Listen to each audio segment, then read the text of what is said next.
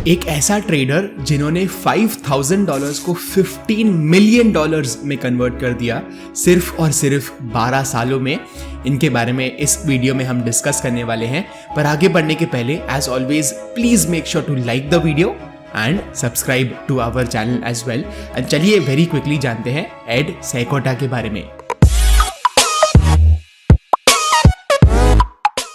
सो add सैकोटा के बारे में बहुत ही कम पब्लिक अपीयरेंसेस हैं इनके, राइट। सो बहुत लेसर नोन चीजें हैं इनके बारे में। बट फर्स्ट आप बोल सकते हो one of the first public appearance कभी हुआ था इनका, जब भी जैक श्वैगर यानी मार्केट विजर्ड्स के जो ऑथर हैं। मार्केट विजर्ड्स क्या है? फर्स्ट ऑफ ऑल एक बहुत ही अच्छी बुक है जो आप सभी को पढ़नी चाहिए। एंड इस बुक में मल्टीपल ट्रेडर्स के बारे में स्टोरीज लिखी गई है कि कैसे वो सक्सेसफुल बने, कौन से स्टाइल्स को इन्होंने चूज किया। सो इसी बुक के सीरीज में जैक श्वैगर ने यहाँ पर एड सैकोटा का इंटरव्यू लिया था एंड एक फुल चैप्टर डेडिकेट किया है एड सैकोटा के बारे में। एंड डेफिनेटली आपको ये बुक इसलिए भी पढ़नी चाहिए बिकॉज एड सैकोटा जैसे बहुत सारे लेजेंडरी ट्रेडर्स के भी आपको यहाँ पर चैप्टर्स देखने को मिलेंगे। एंड $5,000 से $15 मिलियन जो कम बिल्कुल भी छोटी बात नहीं है। सो डेफिनेटली ऐसे लेजेंडरी ट्रेडर से हम सभी को जरूर सीखना चाहिए। सो एक काम करते हैं, अभी इनके अर्ली लाइफ के बारे में डिस्कस कर लेते हैं एंड ये भी बात कर लेंगे कि ट्रेडिंग जर्नी की शुरुआत एग्जैक्टली हुई कैसे। सो 1946 में ये पैदा हुए थे एड सैकोटा जी इन नेदरलैंड्स। थोड़े ही बड़े होके ये अमेरिका शिफ्ट हो गए पूरे फैमिली के साथ एंड इन्होंने MIT से इलेक्ट्रिकल इंजीनियरिंग की डिग्री ले ली थी अराउंड 1969 में। एक लेसर नोन फैक्ट ये भी है कि इनके फादर भी बहुत अच्छे एक ट्रेडर थे एंड इनके फादर का काइंड ऑफ आप बोल सकते हो फर्स्ट ट्रेडिंग कोच जैसे इन्होंने रोल प्ले किया एड सैकोटा के लिए। ये काफी रिलेटेबल है मेरे लिए भी बिकॉज मेरे भी फादर काफी सालों से ट्रेड करते हैं एंड उन्हीं के वजह से मैं भी स्टॉक मार्केट में आया, right. So anyways coming back to the point, Ed Seykota ने इसी वजह से बिकॉज उनके फादर ट्रेड करते रहते थे, इन्होंने पैशन खुद का भी डिस्कवर किया स्टॉक मार्केट के लिए। बिकॉज जब भी वो देखते रहते थे वो कोई ना कोई बात स्टॉक मार्केट की ही करते थे उनके फादर एंड इवेंचुअली उनको भी थोड़ा सा इंटरेस्ट आ गया एंड और ज्यादा एक्सप्लोर करने के बाद इनको पता चल गया कि इनका भी पैशन यही है, इनका भी जो लाइकिंग है वो स्टॉक मार्केट की तरफ ही है एंड ट्रेडिंग के तरफ है। इनके फर्स्ट ट्रेड के बारे में बात करते हैं। सो लेट 1960s में US ट्रेजरी जो है इन्होंने सिल्वर जो है वो बेचना बंद कर दिया। सो इनका ऑब्वियसली सोचने का पैटर्न ये था एड सैकोटा का कि अगर सिल्वर की जो सप्लाई है वो कम हो जाएगी क्योंकि गवर्नमेंट बेचना बंद कर देगी सिल्वर को, तो जो प्राइस है वो ऑटोमेटिकली बढ़ जाएगा, राइट। सो डिमांड और सप्लाई का वेरी कॉमन जो आप बोल सकते हो लॉ है, अगर डिमांड बढ़ जाता है तो भी प्राइस बढ़ सकती है, एज वेल एज सप्लाई अगर घट जाता है तो भी प्राइस जरूर बढ़ सकती है। So very common sensical approach था इनका कि मैं सिल्वर को बाय कर लूंगा, बहुत सारे प्रॉफिट्स मेरे को हो जाएंगे। क्यों? बिकॉज सिल्वर का सप्लाई कम होगा तो वेरी सिंपली जो कॉमन सेंस यही बोलता है कि प्राइस जो है सिल्वर का वो ऊपर चले जाएगा। सो इन्होंने काफी सारा पैसा डाला सिल्वर में एंड इन्होंने कॉन्ट्रैक्ट्स को बाय कर लिया। पर ये सरप्राइज तभी हुए जब ही सिल्वर का प्राइस एक्चुअली ऊपर नहीं गया। तो इनको कंफ्यूजन ये था कि US का जो ट्रेजरी है उन्होंने सिल्वर बेचना तो बंद कर दिया बट सिल्वर का प्राइस ऊपर क्यों नहीं गया। तो थोड़ा स्टडी करने के बाद इनको ये पता चला कि मार्केट्स जो है वो प्रिडिक्ट कर लेते हैं ऐसे न्यूज को क्वाइट बिफोर।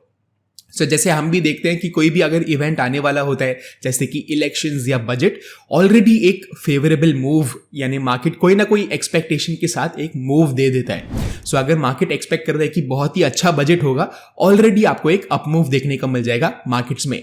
लाइकवाइज अगर इंडिविजुअल स्टॉक्स की बात करें तो क्या होता है, इंडिविजुअल स्टॉक्स में भी अगर अर्निंग्स का एक्सपेक्टेशन बहुत बुलिश है, जो स्टॉक है वो पहले से ही ऊपर जाने लग जाएगा। सो ऐसे ही कुछ हुआ था सिल्वर के साथ। यही न्यूज का एक्सपेक्टेशन ऑलरेडी मार्केट में बिल्डअप हो चुका था एंड इसी वजह से सिल्वर का प्राइस जो है वो ऑलरेडी ऊपर जा चुका था।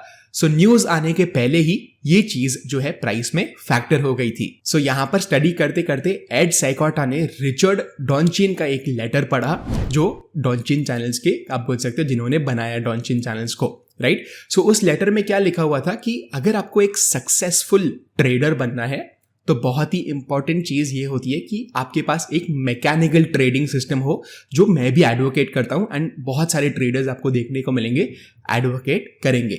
अभी मैकेनिकल ट्रेडिंग सिस्टम एग्जैक्टली होता क्या है? It is just a rule based system. So आपको रैंडमली ट्रेड्स नहीं लेने हैं, एक खुद का सिस्टम बनाना है, उसको पॉसिबली बैक टेस्ट करना है एंड उसी हिसाब से ट्रेडिंग करनी है। सो बहुत अच्छा लगा उनको ये नोशन, उनको लगा कि कुछ ना कुछ इंटरेस्टिंग है अगर ये बोल रहे हैं, और ऑलरेडी रिचर्ड जो है वो काफ़ी बड़े ट्रेडर थे, तो एड साइकोटा ने ये समझा कि कुछ ना कुछ तो डेफिनेटली इसमें सही बात होगी। एंड एक्चुअली उन्होंने खुद को, बिकॉज वो इंजीनियरिंग पढ़े हुए थे, उनको थोड़ा बहुत टेस्ट करने को आता था, एंड एक्चुअली जब भी उन्होंने सिस्टम बनाया एंड ट्रेड करना शुरू किया, उनको प्रॉफिट्स आना शुरू हो गए। तो उनको डेफिनेटली समझ में आ गया कि मैकेनिकल ट्रेडिंग स्टाइल यानी rule based trading style is definitely something that he has to look into. So late 1970s में इनको अपना फर्स्ट जॉब मिला as a analyst in a brokerage house. इन्होंने क्या किया, बिकॉज उनके पास ऑलरेडी एक इंजीनियरिंग की डिग्री थी एंड इनको थोड़ा बहुत टेस्टिंग करने को आता था, इस जॉब में भी ये कंप्यूटर पे मैकेनिकल ट्रेडिंग सिस्टम्स बनाते रहते थे। And one of the first commercialised trading system Ed Seykota ने ही बनाया था इस फर्म में। और ये जो इनका ब्रोकरेज फर्म था, इन्होंने एक्चुअली इस सिस्टम को अडॉप्ट भी किया जो एड साइकोटा ने बनाया था। बट कुछ ही समय के बाद इनका जो एम्प्लॉयर था, इनका जो बॉस था, वो ज़्यादा सपोर्टिव एक्ट नहीं कर रहा था एड साइकोटा की तरफ। तो इन्होंने क्या किया, इन्होंने सोचा कि यहाँ पर अगर मुझे सपोर्ट नहीं मिल रहा है तो मैं यहाँ से क्विट कर लेता हूँ एंड दूसरे कोई फर्म में ज्वाइन कर लूंगा। एंड एग्जैक्टली इन्होंने यही चीज़ की। पर वहाँ पर भी सिमिलर काइंड ऑफ स्टोरी थी, ज़्यादा सपोर्ट एम्प्लॉयर के तरफ से नहीं मिल रहा था। तो इन्होंने क्या सोचा कि मैं may be full time trading करने की कोशिश करता हूँ एंड जो मेरे जॉब है ये दोनों, इनको मैं छोड़ देता हूँ फिलहाल के लिए। जॉब छोड़ने के पहले इन्होंने ये ज़रूर नोटिस कर लिया था कि इनका जो सिस्टम है वो थोड़ा सा अभी भी मार्केट्स को इतना ज़्यादा अच्छे से प्रिडिक्ट नहीं कर पा रहा। तो जॉब छोड़ने के पहले ही इन्होंने अपना जो सिस्टम है उसको फाइन ट्यून किया, उसको बेटर करते गए एंड जैसे ही इनको कॉन्फिडेंस आया, इन्होंने इस जॉब को भी छोड़ दिया। इन्होंने अपने खुद के फंड्स से ही शुरुआत की, जो भी इनके पास थोड़ा बहुत सेविंग्स था, एंड कुछ क्लाइंट्स को भी ऑनबोर्ड किया।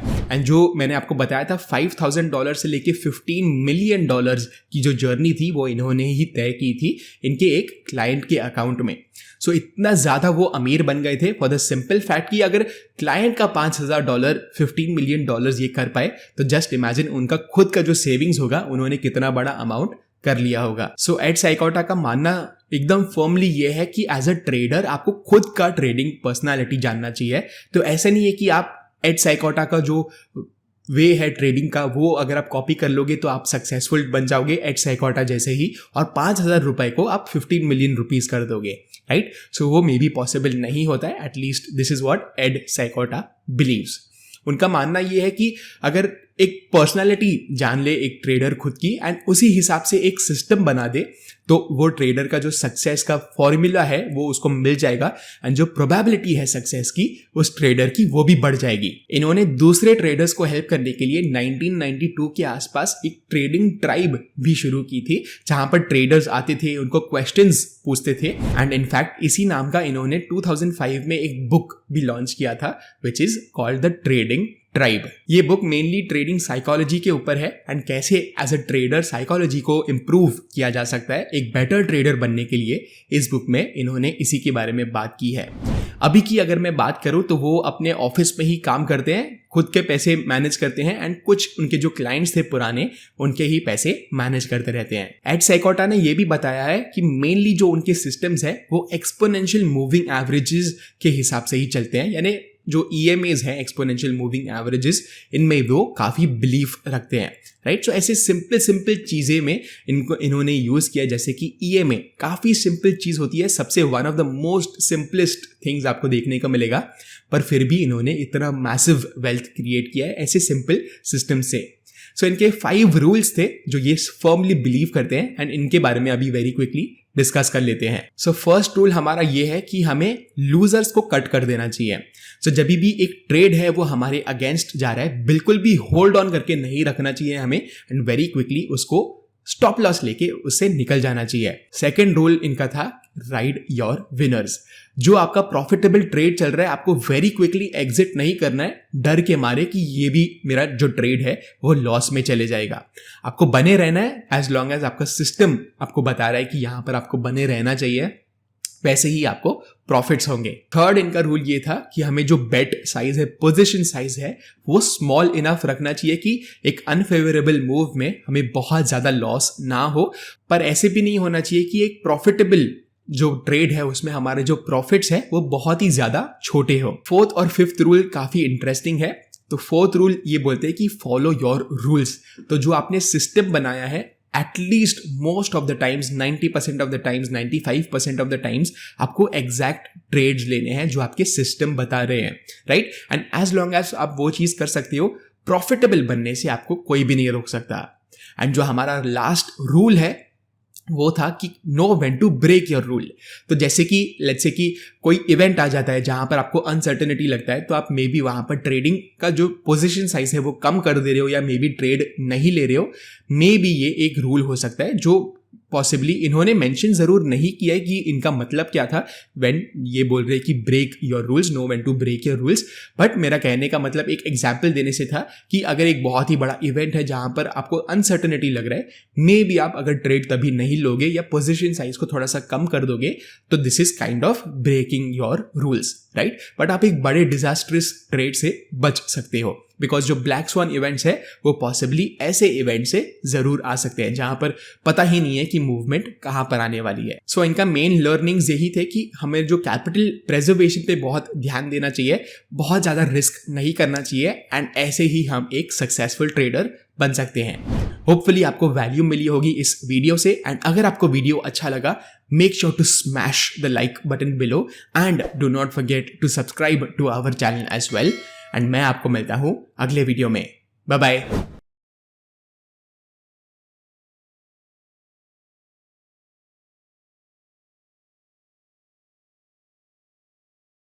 Investment in securities market are subject to market risks. Read all the related documents carefully before investing. Please read the risk disclosure documents carefully before investing in equity shares, derivatives, mutual fund, and or other instruments traded on the stock exchanges.